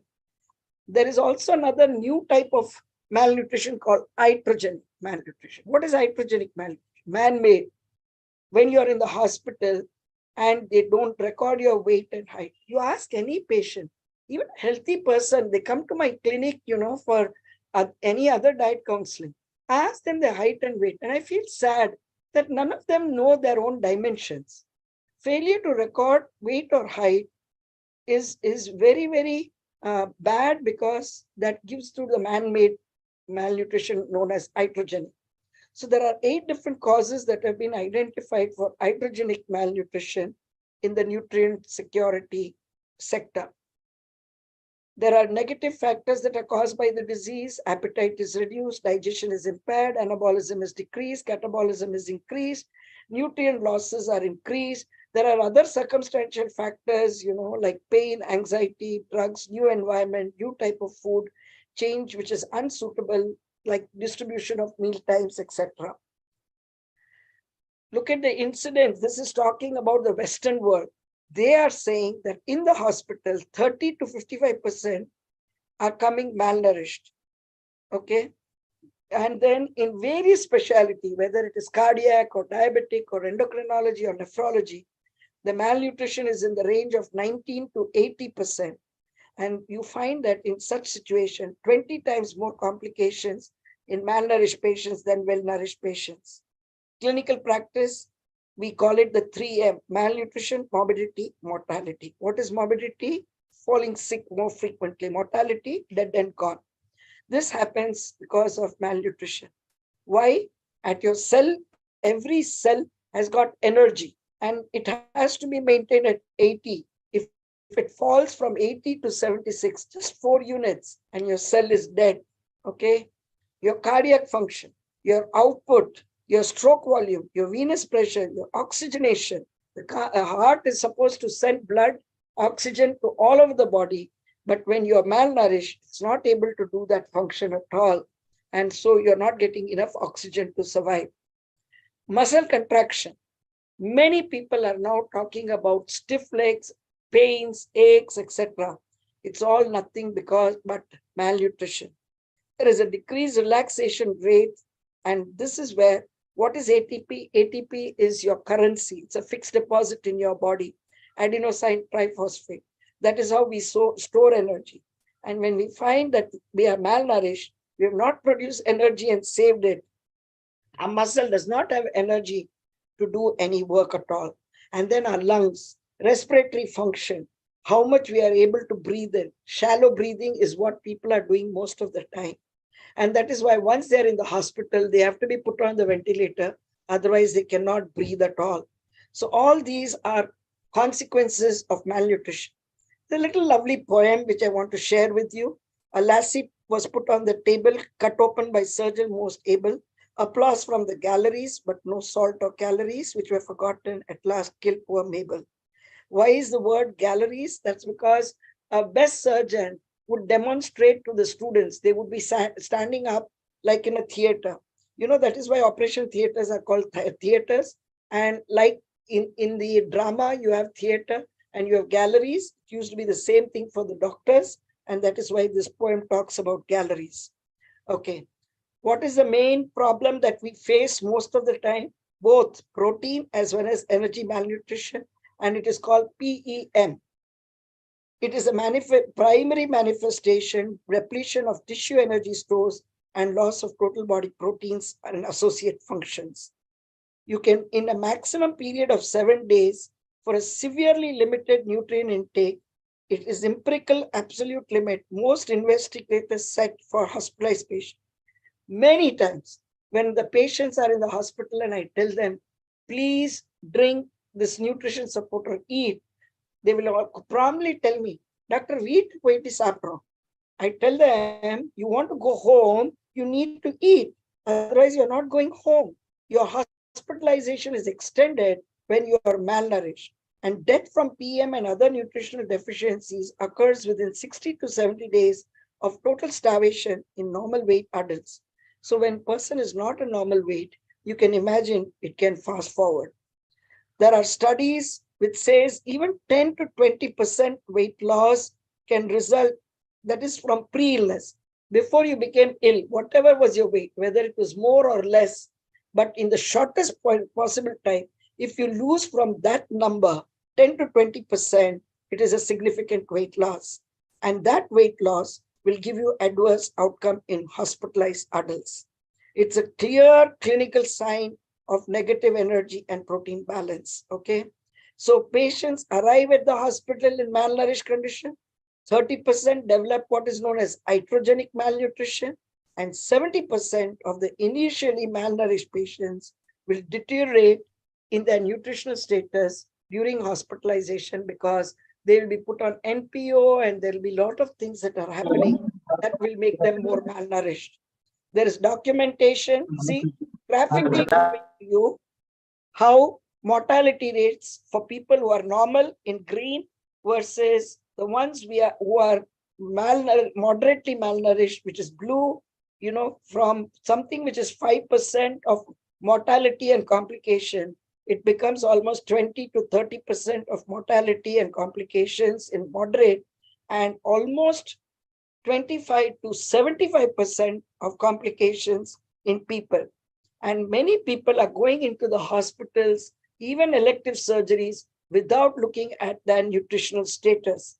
And the word that we use for that is energy, not ENERGY, energy. Energy means your cell-mediated immunity is totally compromised. And those people who are energetic or partially energetic will have more of sepsis or they will die at the end of the surgery.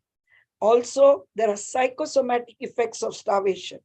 When you are starving, your muscle decreases, your immune response decreases, there is a multi-organ failure, nitrogen death.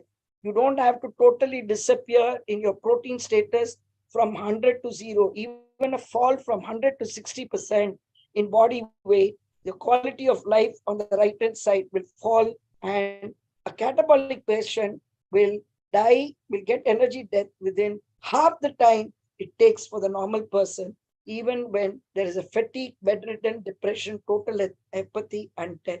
These are psychosomatic effects of malnutrition. As such, what happens? It's because our protein keeps on decreasing, which leads to what is known as nitrogen death of the body. And then the body is not able to recover and come out of it.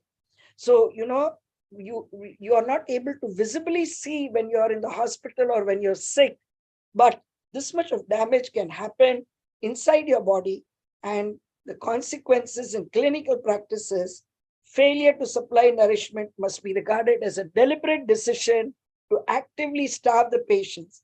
And in vast majority of cases, it is very difficult to justify. Your physician has no right to eat if he has not fed you. That is the bottom line. But unfortunately, nobody is taught nutrition in the medical colleges, and they are only using drugs, and the nutrition security does not exist in our country. Malnutrition, prevention, malnourished patients are at high risk, so it is very integral. You please come to slide number 58. Malnourished patients at high risk of, it is very integral that the clinician recognizes the potential for malnutrition and routinely nutrition and metabolic support must be given. You go to a hospital, a physician will not wait. He'll put you on IV straight away. He does not wait for you to become dehydrated before he does that. He will start you on intravenous fluids, but he will not look at your nutrition and will not start intervening with your nutrition support, which is a sad state of affairs. You need to move forward another 3 slides. So what do you do for malnutrition treatment? You differentiate between the primary and the secondary malnutrition, and the secondary malnutrition and the underlying disease. If you will only treat the disease, which the doctors are doing now, you're worsening the malnutrition.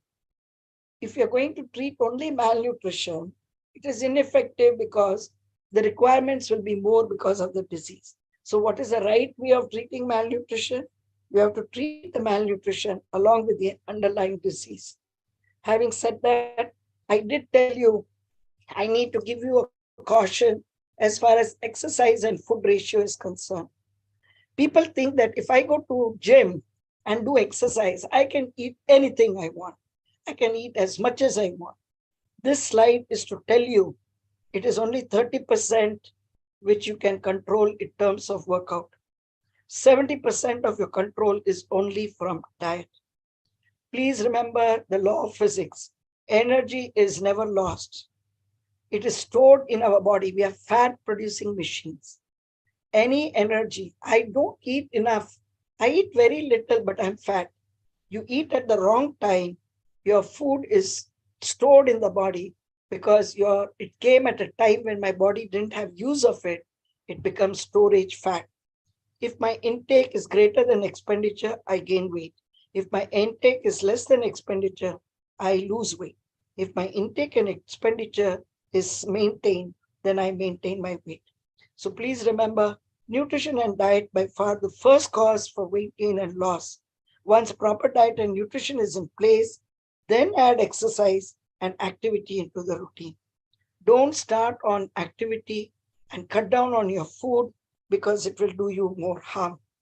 I hope I made each one of you be sensitized to the fact that government as of now is much more becoming alive to the food security, but nowhere in their ambit, nowhere in the picture is nutrition security. Why? Because doctors are not taught nutrition, and medical scenario, clinical scenario is not aware that medical nutrition therapy is very, very important. And if you're going to talk about nutrition security, then it has to be clinical security. And if we are not going to have a strategy to feed our patients in the hospitals, if we do not have a way of taking care of food of our people in the hospitals, then operation successful, patient dead. That will be the final outcome. Thank you very much. Any questions, let me know.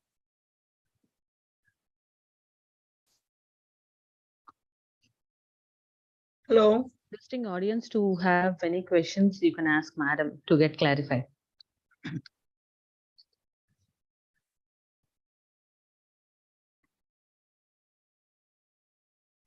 Dr. Reddy, are you happy with my coverage of nutrition security?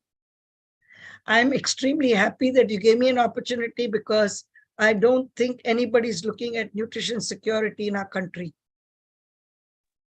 I thank you very much for having given me this platform to sensitize at least those who are participating. Please spread the good word and convey to people what India needs is nutritional security along with our food security. What little food we have, if it is better utilized, we will be having a better outcome rather than having lots of food and still be starving and not have nutrition security.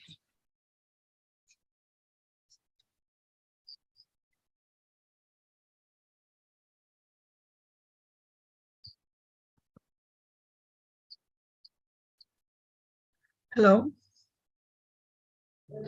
Yes, ma'am. So requesting audience to have, if you have any questions, you can get them clarified with Varsha ma'am. Hello. Yeah, Yeah, Varsha madam, this is Dr. Swami from Crop Domain Private Limited. okay. It's a very great and excellent session, madam. And actually, I have posted the question. I will ask here itself directly. So, what's your view on lab-grown meat when it comes to nutritional security, madam? Pardon? What meat? Lab-grown meat. Nowadays, there is a booming. You might have heard that the meat is grown in lab.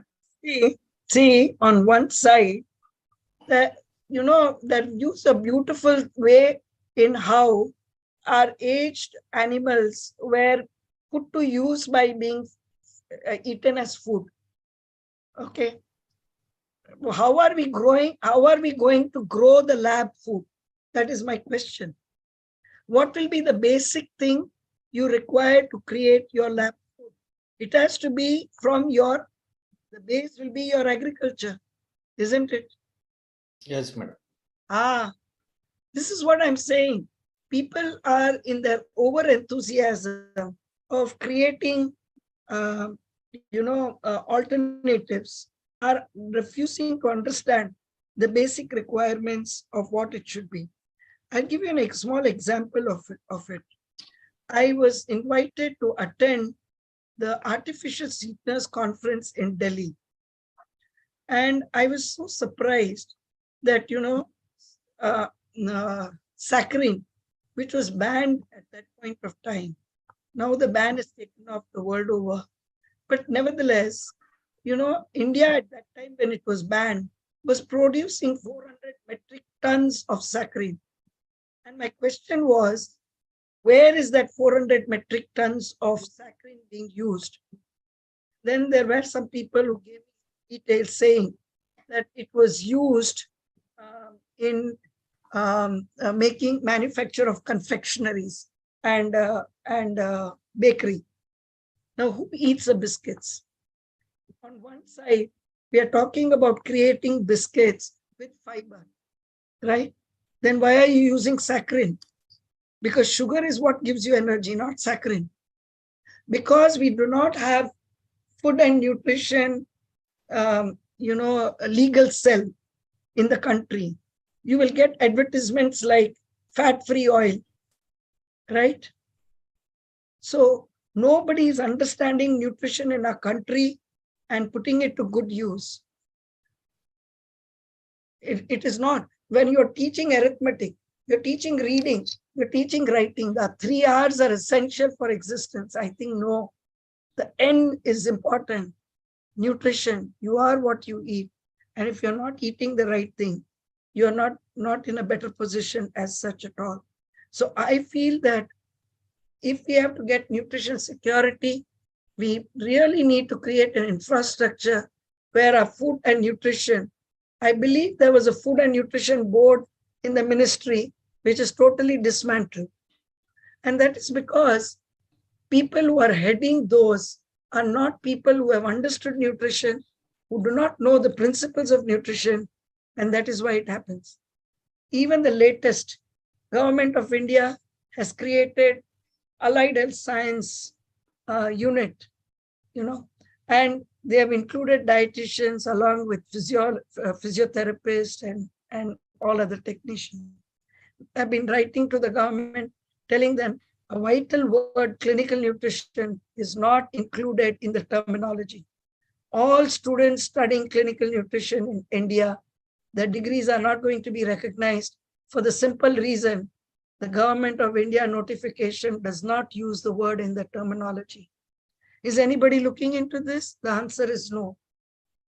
And one swallow does not make a summer. Wherever I get an opportunity. Today, my voice is a little lost because I landed up with a little bit of infection. But believe me, I am willing to stand on Eiffel Tower and shout my head off. Each one of us has to demand. You are what you eat. You need to demand to know what is being eaten. I've been having long drawn quarrel with the Bureau of Indian Standards, the ISI Mudra. Okay, you will find ISI trademark used to be there before on pickles. but not on your rice, not on your wheat. You really don't know what you're eating. Very many times in the newspaper, we are looking at substandard quality of rice or dal being given. Why? Why do we not have standards on? There are people who can afford to pay, but people who can't afford to pay, are we giving them food which is nutritious? How do you define that nutritious? It is only when it goes inside me and keeps me healthy that the food is nutritious. It is not in the term, it is in the quality. And who is managing the quality? When I attended the FAO conference at MS Swaminathan Foundation, many years ago, decades ago, I used to teach my students, and if you look at the nutritive value of Indian foods, there is one value for rice, the food composition table. I used to teach my students and say, don't just go blindly by this one value. There are 540 varieties of rice. And at the FAO person told me, correct yourself, Dr. Varsha, there are 5,400 varieties of rice. I asked him how. He said, suppose you were to say in Madurantakam, I'm just taking as an example, the rice is being grown. In that area, the first identification number is Madurantakam. In that, if I grow in 1 acre or 1 hectare and I can one metric ton, 30 days, I get the produce. That is the standard. If there is any variation in 1 hectare, if I get more than 1 metric ton or less than 1 metric ton in more than 30 days or less than 30 days, each of these variation is counted. Then I said, if it is less, it is premature. If it is more, it is over mature. Is there not difference in the nutrient composition? They said, we don't look at it that way. We are only interested in the turnover. So you realize nutrition is just a mere bloody word. Sorry for feeling so strongly about it. But I've been practicing nutrition for almost over 35, 40 years. And I feel so sad that, we are the world's biggest population, but we're becoming extremely substandard. But there is another aspect of nutrition security, which we are the people who should tell the rest of the world, and that is nutritional adaptation. I've seen a pregnant woman with 3 grams hemoglobin, full-term pregnant woman, 3 grams hemoglobin. In theory, she should not be on her feet. She should not be alive. She should not be carrying another life in her. But she was there working as a manual labor. And that's what attracted me to understand nutrition in a different way. I trained at Leeds University. I trained at Chicago Medical School, where I am able to feed people. If they can't eat by mouth, I can feed them through a nasogastric tube. I can do compounding to feed them through their blood, peripherally or centrally. But this is not taught even to the nutritionist, because till now, all home science colleges only talk about food and they talk about only giving recipes. Nobody is looking at nutrition security, which is, as I explained today, an endogenous reaction to what I eat.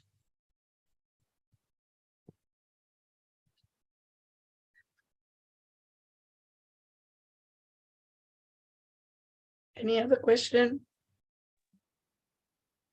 Madam, thank you for such an elaborative and very excellent inspirational presentation, madam.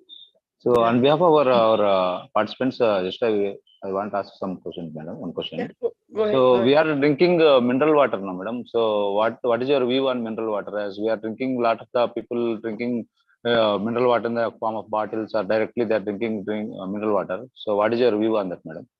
My view Is is it that none of it is certified. Even what bottle I buy, okay. See, when there was this problem in Chennai, when the piped water was not coming, and so I had to buy the bubble, and I was trying to inquire. There are famous brands that were there, each of them at a different rate. I couldn't understand why it had to be different. And they all said ours is the best water. But where is the label? Where is the proof? Do you have the proof to say what you're paying is giving you what they claim that they're giving to you? Does any mineral bottle ever tell you what minerals and how much it gives you? Because if it does, I'm interested, because when I'm looking at clinical nutrition and I need to take away some nutrients because it is producing excess, I don't even know what water I'm using to know what it's contributing. See, knowledge is not bliss. We need to teach nutrition right from kindergarten throughout our lives. We need to be very informed about what we are eating, what is available in the market. There has to be, I went through the MBA books. MBA books talks about social marketing only 2 pages. Why? Because it's a lot of responsibility and nobody works with social marketing. But nutrition is social marketing. You are making food available, convenient. It's only convenience that you're doing. You're not creating something new. So when you ask me this question, what do I talk about lab-grown meat? I want to know what is the basic thing you're using for making the lab-grown meat. You'll be using soya. Soya is the only one which will give you the texture of the meat. So why can't I eat the green gram, bacon, black gram? Why should I eat it? For that texture, why should I eat it? And then soya is, I anyway told you what harm it has. Does anybody justify on that? The answer is no. We are still in the colonial time. Even now, a white donkey comes in front of us, we'll salute. We don't like anything homegrown. We will not eat vade, but we'll eat donuts. Our ancestors grew up, they survived, they brought us into the world eating vade, not eating donuts. Isn't it? Our children don't know what is murku, vade, seede, but they know Uncle Chips.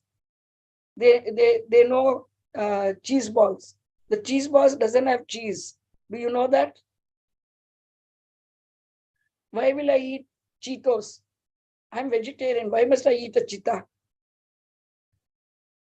That's why they became extinct. Now we are importing them, no? Cheetahs from African countries. Oh, there is no rational in the way we are eating, why we are eating, what was our traditional way of eating.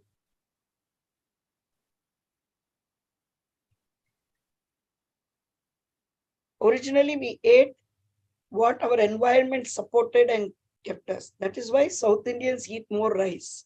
Punjabis eat wheat. Environment. We are moving away from environment.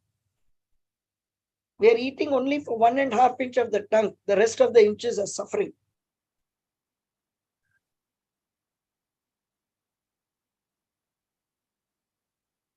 Yes, madam. What you said is exactly right, madam. So, any other questions from participants?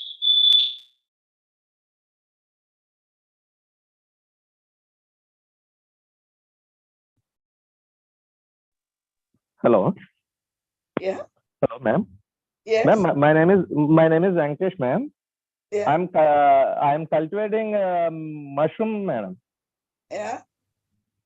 Okay, what the problem is, ma'am? Actually, I have seen some thesis regarding the specific variety of mushrooms in Shollan University, madam. Actually, it helps to reduce diabetic, madam.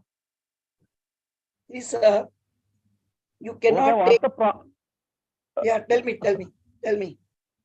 What the problem is, madam? Is there any proper? What I mean is proper evidence or anything like that, madam, regarding this mushroom is useful to human mankind or in dietary supplements. Actually, they are mentioning that it has a more nutritional values and more mineral values and more protein value also in it. Like that, they are mentioning, madam. Okay, so you want a person because it has got more. How much? Now you're growing mushroom. So you tell me 100 grams of mushrooms, how much of protein, how much, all more things that you said. You please tell me the values. One minute. Mushroom, fast. Yeah, actually, ma'am, 1 minute, ma'am. Yeah.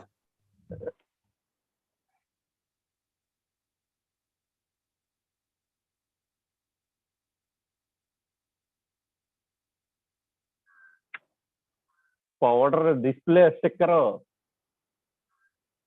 No, actually, the percentage of 100 grams, madam, the around for serving 100 grams of mushroom, they have mentioned, madam, around calories around 1100, madam, calories, and calories from fat is 100 grams. 100 grams of mushroom, madam, dry mushroom. It cannot give 1100 calories. Actually, like that mentioned, madam, that for total fat of 4 grams is 6%, madam. Okay. Like that, they have mentioned, madam. One minute. I will go with what you say. It gives you 6 grams of protein, right? 100 grams Yes, of ma'am. 100 34 grams.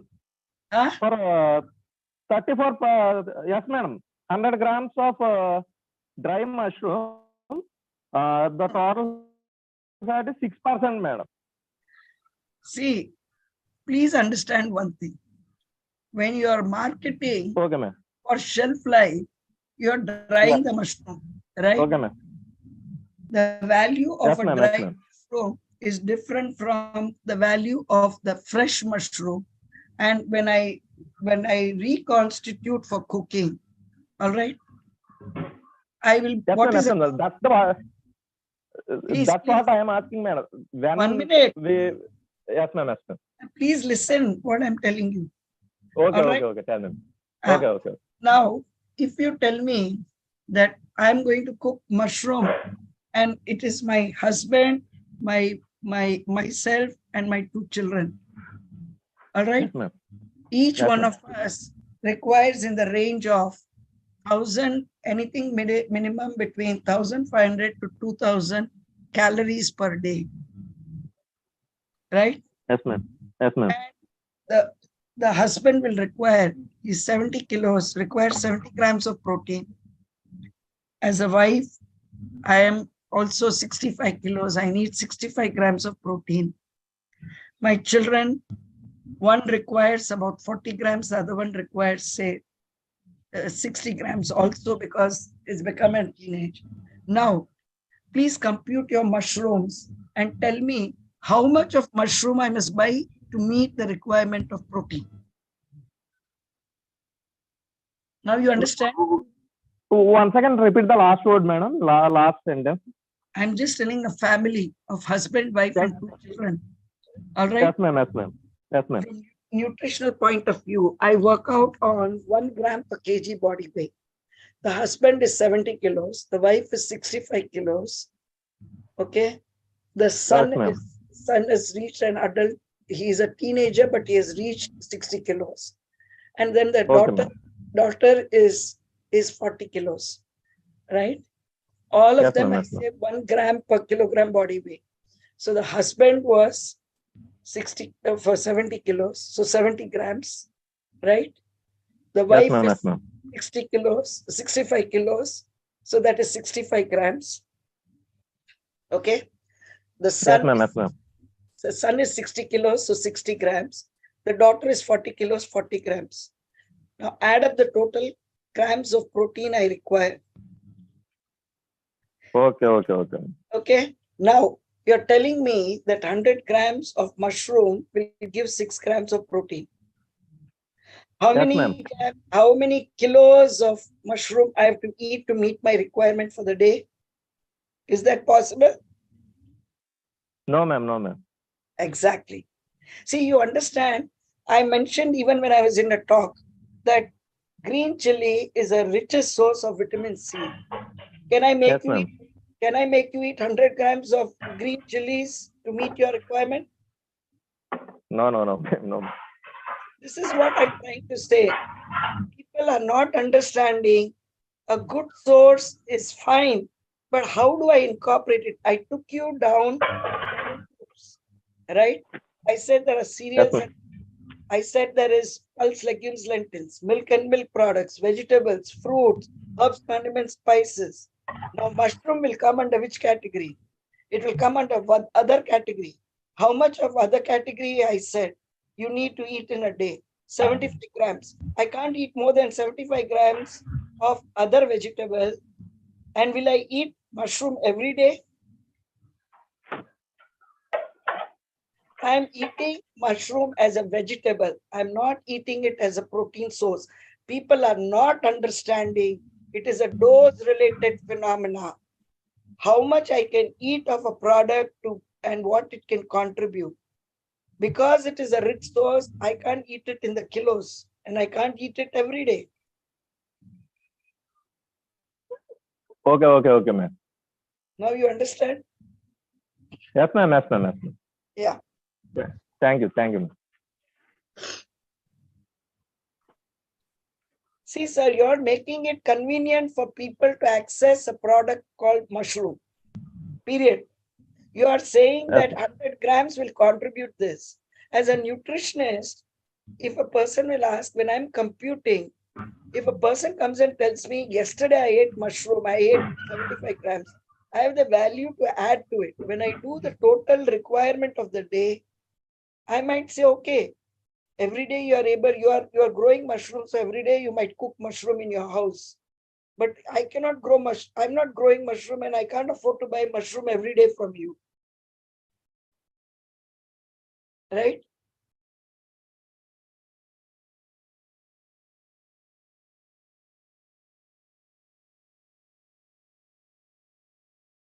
Yeah. Anything else?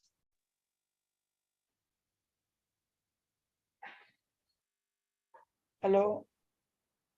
I think we don't have any questions, madam. So I request our ABM to propose vote of thanks. Yeah. Sure. A very good afternoon, everyone. Firstly, we'd like to thank each and every participant who made this national webinar a great success. We'd like to thank our Honorable Vice Chancellor, Dr. A. Vishnuvardhan Reddy sir, and our Director of Research, Dr. L. Prashanti ma'am, for their continuous support in all our endeavors.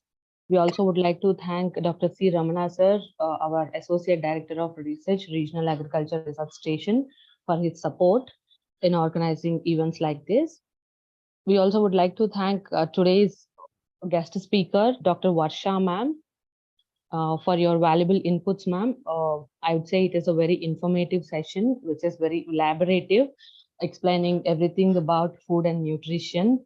And you have concentrated on very minute things as well, ma'am, which are very important as well, like fortification and the difference between fortification and adulteration, and the very important topics such as malnutrition and everything, which are very much are like which are very much required at this point in time in our country. And all the universal meal schedule, you have touched upon so many important aspects which should be known by each and every person, and even a layman can understand like what you have explained in today's national webinar. And we would like to thank you, ma'am, even on behalf of our PI and CEO also, Dr. P. Bala Hussain Reddy sir, who supposed to be joined, but for urgent meeting, sir is not here, unable to. So we would like to convey regards from our PI and CEO sir as well, ma'am. We thank you so much for the wonderful and insightful session, ma'am. We also would like to thank all the dignitaries and scientists who has participated from ANGRAU, and all the participants who has made this a very successful national webinar. So like your enthusiasm gives us much and more encouragement for us to organize like national webinars like this. So we also would like to request everyone to give to fill in the feedback form as well. And we have, as our BM rightly mentioned, that we have lined up another national webinar on 10th of February as well on women empowerment. So yeah, with this, we would like to call it a day. With this, we conclude. This is Lakshmi Tulasi signing off from ANGRAU Poshan Incubator. Jai Hind. Jai Hind.